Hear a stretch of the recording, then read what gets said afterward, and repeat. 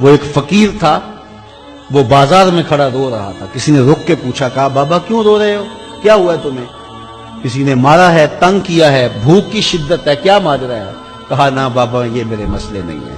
کہا پھر کیوں کھڑے ہو؟ وہ مجذوب تھا. کہنے لگا میرا پروگرام بنا کہ بندوں کی اور رب کی صلح کروا دو. تو کہا پھر کیا ہوا؟ کہا وہ تو مانتے ہیں، یہ نہیں مانتے.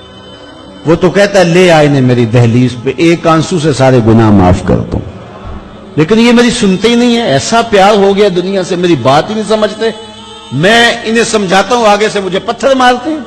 میں ان کی خیر کے لیے ان کو کہانی سنا رہا ہوں، میاں یہ دنیا عارضی ہے، لیکن یہ مجھے گھول گھول کے دیکھتے ہیں.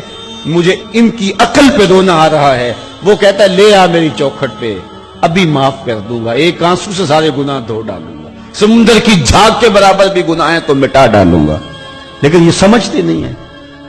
خیر وہ چلا گیا. اگلے دن گیا تو قبرستان کے قریب سے گزرا تو وہ فقیر وہاں کھڑا رو رہا. وہ پھر رو گیا. کہا بابا عجیب کہانی ہے تیری، بازاروں میں بھی روتا ہے، قبرستانوں میں بھی روتا ہے، آج کیا مسئلہ ہے؟ کہا آج بھی میرا کل والا ہی مسئلہ ہے. کہا آج کیا مسئلہ ہے؟ کہا آج میں ادھر آیا تھا کہ ان کی اور رب کی صلح کروا دوں. تو کہا آج پھر کیا بنا؟ کہا آج یہ مانتے ہیں وہ نہیں مانتا.